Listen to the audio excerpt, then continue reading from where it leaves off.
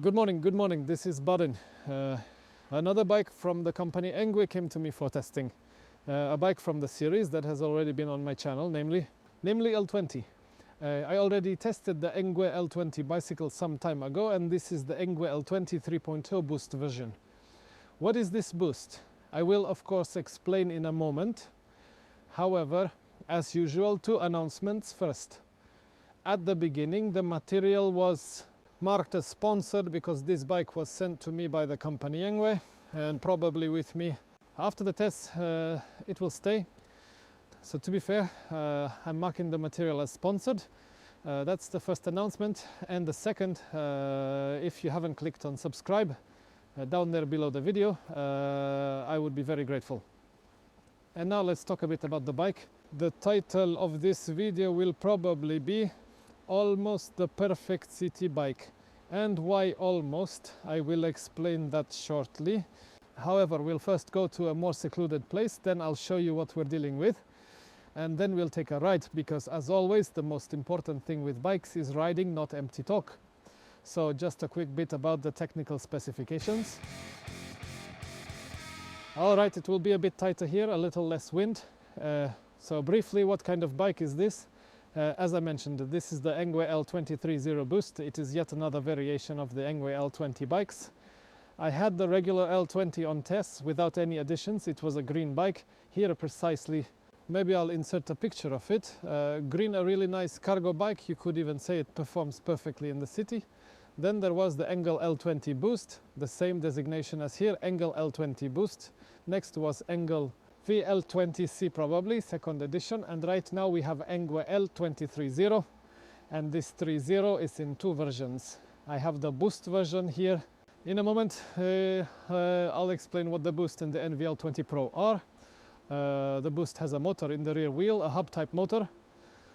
Meanwhile, the NVL20 3.0 Pro, gosh, these names are complicated. It supposedly has a central motor by Ananda, so that's how these bikes differ. Of course, also CM. So step by step, what do we have here? As I mentioned, there's a motor in the rear wheel, HAPT type motor, and the gear drive generates 250 watts of power. The entire drive generates 250 watts of power, and it is limited by the controller. The current provided by the controller allows us to achieve such power, which is fully compliant with Polish road traffic regulations. But we'll talk a bit more about that in a moment. We have hydraulic disc brakes here. They are not branded, although we'll see on the levers. We have 180mm discs. These discs are both 180mm at the back and also at the front. Moving on, we have a really solid kickstand, metal aluminum. New pedals, platforms. We have a pressure sensor here. It's hidden here in the support. There's a sensor here, a tensometric pressure sensor. It is called differently by various people, but in any case there is no paste sensor here, only a tensometer. We have a rear damper, the rear suspension, so the whole rear is on a hinge. There's a rocker arm here, you can see the screws from it, and it's also quite complex here. Such a complicated construction, such a rear swing arm. We have of course a very strong luggage carrier. The luggage carrier of 20 with a load capacity of 25 kilograms. It's safe to put more than those 25 kilograms on it, but that's how the manufacturer has specified its load capacity. What's nice is that all standard panniers fit on the rack, so there's no problem like with the E26 bike, where it was difficult to fit any panniers. While we're back here, let's take a look at wheels. The wheels are 20s, obviously, with a 3.0 profile. So this is not a typical fat bike because the tire is narrower than on a fat bike, and the tire is more like, well, a road tire, you could say, maybe trekking. In any case, the tire performs really well on asphalt. It is also a low pressure tire. It is a maximum of 1.7 bar. You can for it. Here the tire is inflated to full air force, so it is low pressure. It is additionally reinforced. According to the manufacturer, this tire also has an anti-puncture insert built in, so it should be strong and resistant, especially for urban conditions where there's a lot of glass on bike paths, and well, it will definitely be useful there. The tire is from the brand Chow. Going further, we have a large saddle. It's a large saddle. It requires getting used to, honestly speaking. It is very soft, very comfortable. However, this part here is a bit too protruding for me, and it can press on a certain part of the body. so it required me to get used to riding on this saddle, but now I don't feel it anymore. It's all right. The saddle is of course adjusted and adjustable. I have it set here at the 7th level, so there are 3 more down. I am 179 centimeters tall, so I think someone at least 185 centimeters can easily ride this bike. The bike is foldable, which I will also show in a moment as we move to the other side. Here we have the charging port. The charging port is very interesting. It's triple segmented. One there, it's like that because the battery that is built in here, it can be charged very quickly. I will get to the battery in a moment and take it out. However, included with this bike is an 8 amp charger. This battery, this charger can charge it well in a little more than 2 hours, so it is extremely fast charging.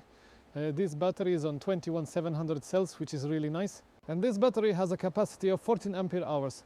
Moving on, at the front we have a shock absorber. Oh, such a flexor. It has quite a considerable travel. Here we can see where the road dust has left a mark, so it compresses quite a lot and it really reacts very nicely. Quite soft. Of course you can lock it, it has a lock. You can also adjust its firmness. It also has some kind of, in the front we have a light. The light also comes equipped with a horn and a reflector. The fenders are plastic, very nice. Oh yes, as I mentioned before. 180 is also at the front. Here is the place for mounting a basket. They put some kind of flashy plaque on a piece of aluminum at the front with the Engwe logo. However, this is a place for mounting a basket. An identical spot is on the L20 bike.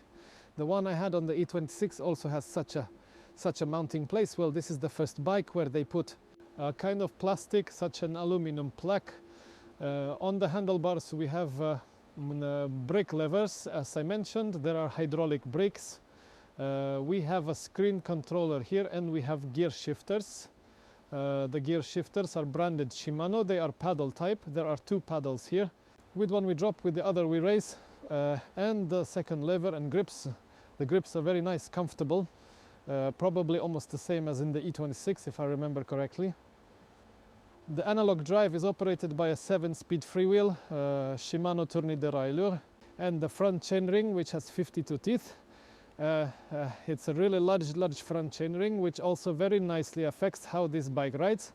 You don't pedal like a hamster in a wheel. Here we also see parts of this pressure sensor. It has about 35 Newton meters, something described in my Vice, something like that. I don't know. The bike, as I mentioned, is folding. Here we have the folding mechanism, the frame in half and folding the handlebar. I will show that in a moment. But before that, the battery. For the battery, there are 2 keys.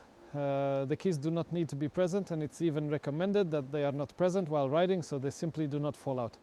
These keys are only used to unlock the battery, to take it out of the frame. The battery can be charged both in the frame through that socket, which I showed you, and it doesn't have to be plugged into the frame on its own. Here we have a closer look at this, the charger connector. Well, it's sort of unusual, very unusual. It's the first time I've encountered them. They are tripart with plus minus here, and there is some communication. The battery, as I mentioned, is 48 volts, 13.5 amp hours, 648 watt hours. The cells are 21700. It's really a decent, large, nice battery, which will ensure really long ranges. And we'll quickly go over the display. Turn on. The bike is turned on with this button and a display appears. The display, as you can see, is colorful. On the display we only have basic information, which we switch with this button with I. Here we have a total distance of 41 kilometers. As you can see, there's the time since turning on, maximum speed since turning on, average speed since turning on the bike, and trip, which means the current distance also since turning on the bike. After entering the hidden menu, which we activate with plus and minus, we have the option to reset the bike's values. From all those trips and settings, we have the option to choose whether it should be kilometers per hour or miles per hour. We have the option to set the display brightness and to set a password, just so no one, if the password is not entered, the bike won't move. And that is everything available in the menu.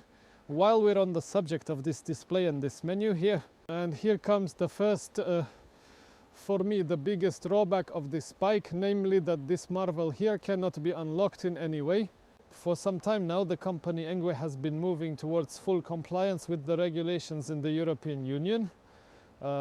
which means the bike's drive cannot exceed 250 watts and the pedal assistance cannot exceed 250 watts and the assistance must cut off at a speed of 25 kilometers per hour, and that's how it is now.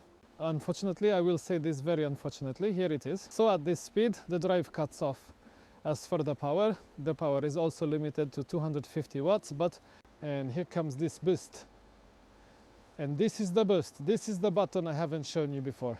It is located here under the control handle, and this button causes it to provide us while we pedal. It's important that you have to pedal.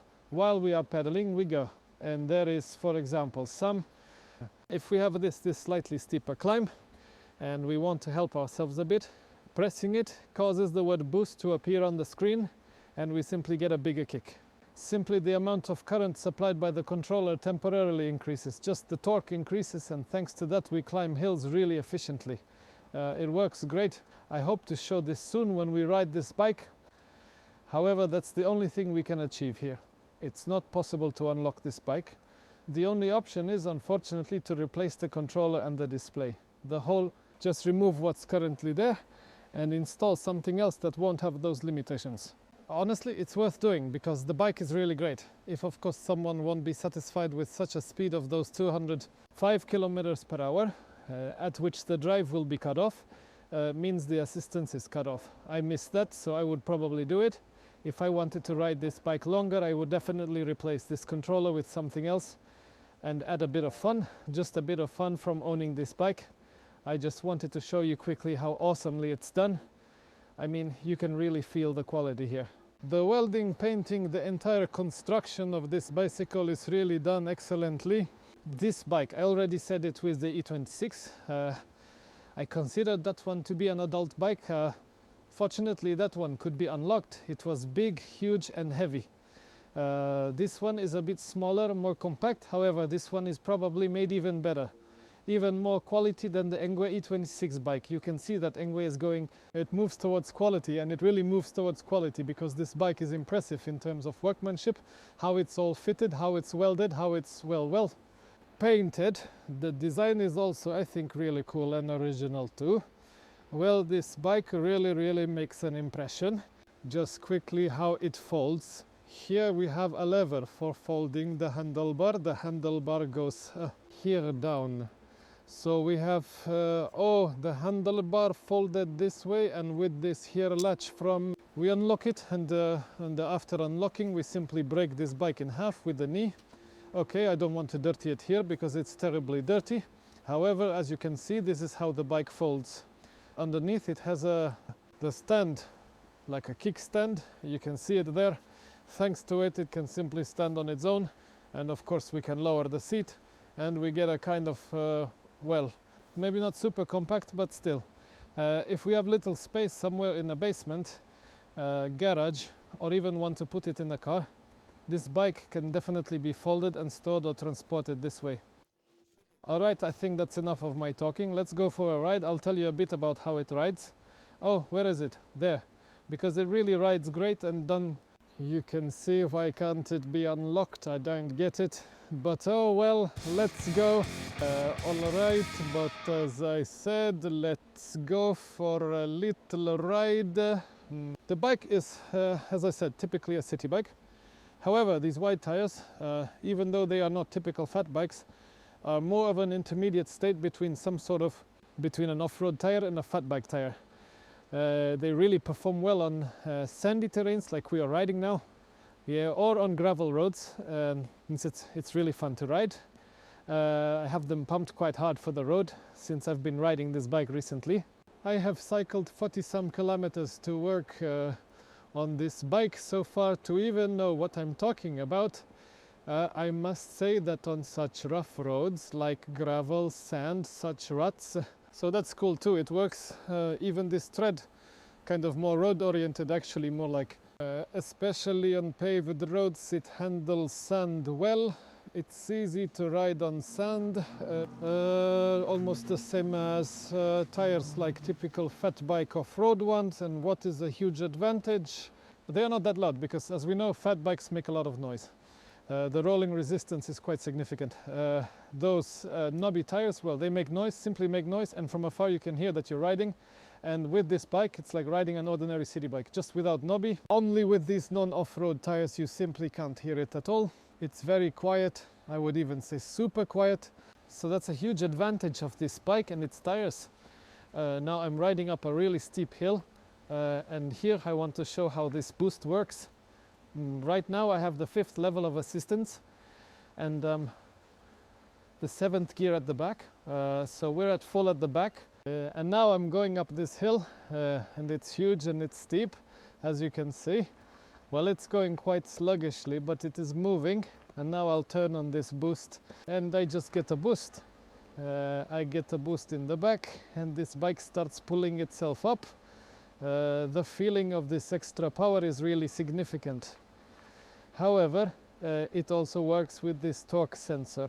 So the harder we press, even without this boost right now, the harder we press, the more energetically we climb this hill. Not like not putting in a super amount of effort, but nevertheless, you need to press harder. At the moment when we press harder on the pedals, we hit that boost and the bike just takes off and climbs everywhere, up any hill. So it's really well done. And it really helps with climbing hills. You completely don't need to use the gears on this bike at all. They could really not be there because they become unnecessary when instead of just shifting gears and pedaling with your legs, pushing the boost, and the bike just takes off. It has such power. I suppose this engine can handle up to 1000 watts.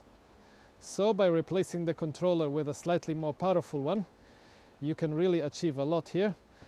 And it's a darn shame that this bike can't be unlocked, because I can tell you, riding it is very enjoyable. The position on this bike, as I mentioned, I'm 179 centimeters tall.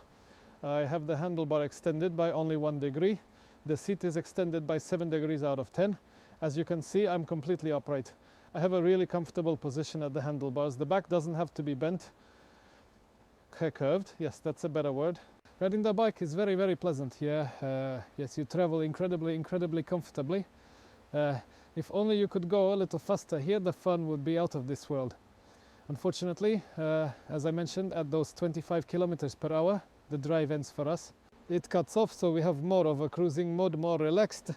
A great option for everyone who wants to be 100% legal, because here, you know, there is absolutely nothing to worry about. If any encounter with the radar boys poses no threat here, we don't have a throttle. This drive, this speed also cannot be exceeded here in any way, so there is no concern about any legal compliance for those who fear it. However, I miss that element of fun, that little thrill, the excitement when riding a bike. That's also why people buy electric bikes, at least that's what I think, and that's my perspective. Well, to have a bit more fun, this is a bike that is not meant to have fun. This is a workhorse, this is a bike used for take care of everyday matters, get where you need to go. Maybe also to explore, ride around some new interesting area. Take such a bike to a camper. Although it's quite large, so maybe not necessarily, but it will easily fit on a hitch rack, so take it on a camper, ride around the area calmly, very, very casually cruising. I don't know if you see and remember that hill, which I show in almost every test. It is super steep, really very, very steep. I'm not putting any effort into this climb, and I haven't used the boost yet. So far, I have the 5th level of assistance. I am going about 18 kilometers per hour. And right now I will press this boost because it is starting to get to the last quite steep section and boost. This is amazing, really. This bike, just look, it started shaking as I went up this hill to get a bit more power, to gain a bit more speed. It just started bouncing G's from the power that was temporarily delivered to it. Why can't it be like this all the time? I know I complain about it a bit, but it annoys me a little that the bike is really great. It's super well made. It is not cheap and it is not possible even off-road, you know, public roads in the forest, to, so to speak, to push it more. And there is simply no way to unlock this bike. It annoys me. Frankly, it annoys me because damn, the bike is great, the bike rides excellently, the bike is comfortable, and the bike is damn slow.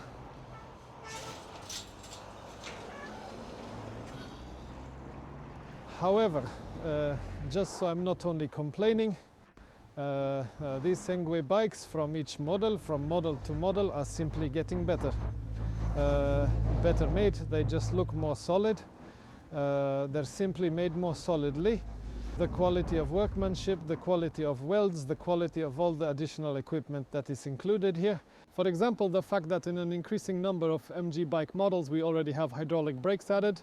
The fact that we have a strain gauge sensor installed in this bike, which works great. It really works exceptionally well. Here I honestly don't lament that there's no throttle and that it can't be connected, because the strain gauge takes care of that. I mainly use the throttle to help me when starting off. That's what I need the throttle for. When the bike has a pass sensor, it usually requires at least one crank rotation in order to start moving. And it can sometimes be difficult, especially if, for example, you start dynamically in city traffic somewhere at a roundabout, or when starting uphill. You know, an electric bike is much heavier than an ordinary one, and starting with a pedal assist sensor without a throttle is more difficult. However, here where we have a strain gauge starting, actually I'll show you. Right now we're slightly uphill and you just need to listen and press barrel. Just press slightly on the pedals and the drive has engaged. It simply pushes me forward and helps me ride up the hill. So it's really brilliantly made and perfectly tuned here. I mean, I don't want to just complain. I'm complaining about one thing, that it can't be unlocked, which is something I shouldn't really complain about, because wanting to be a law-abiding citizen, which I apparently am not, I should be actually pleased that there is no such possibility.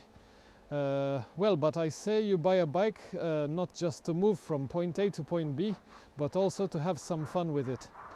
Going off onto non-public roads, riding into the forest, one would like to have the chance to simply go faster. Secondly, let's not hide the fact that this regulation that at 25 kilometers per hour the drive must be cut off. It's stupid, it's created by someone who has never ridden a bike in urban traffic. I ride a bike daily in heavy city traffic. I simply commute to the factory. During rush hours, in heavy car traffic, mostly riding on the street or on bike paths that are marked out as part of the street with just painted lines, and cars want to kill you.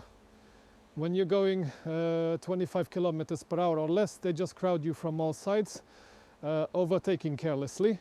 They force, they push, it becomes dangerous. When can you go at least 30? Because according to all my calculations, the average speed in the city is about 35 kilometers per hour. If we approach this speed and can move at this speed, we travel smoothly with the traffic, with the car traffic, and we are simply safer. The cars simply don't want to kill us as much. That's why I complain about it simply. Okay, but I'll skip over that fact and won't dwell on it further. I just wanted to say that this bike is really very nice. This bike is so stiff, compact, yet handles bumps very well. This front suspender, this front shock absorber, it's not just for decoration, because it really works. It really handles those bumps nicely. Well, let's ride on to some here. Curbs. I don't know how visible it will be on camera, but it works great. The same goes for the rear shock absorber. The rear damper also helps nicely in smoothing out uneven surfaces. The saddle isn't cushioned, yet I practically don't feel the bumps. I don't feel the curbs, which, as we know, are plentiful in the city. Missing when we go over some railway crossings, the same thing, really. Oh, we have tracks right now, you don't feel them at all. The display is also very nice and clear. We have large numbers here that show us the speed we're moving, our current odometer reading, and our level of assistance. There's also a bar display showing consumption and battery capacity, so that's really nice too. Made and really very clear. The only thing I would change here is we have a horn here, and honestly I prefer a bell.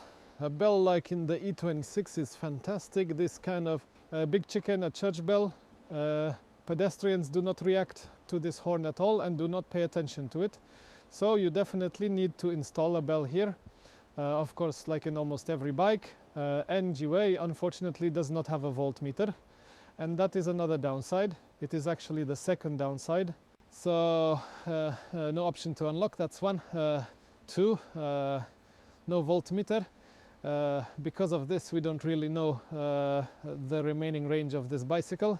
However, I have to say that we probably don't need to worry too much about the range, because in my opinion the range is gigantic. Listen, my previous trip here had 43 kilometers on it. I didn't charge it on purpose, and I only lost 2 bars on the battery indicator, the bar type indicator here on the display.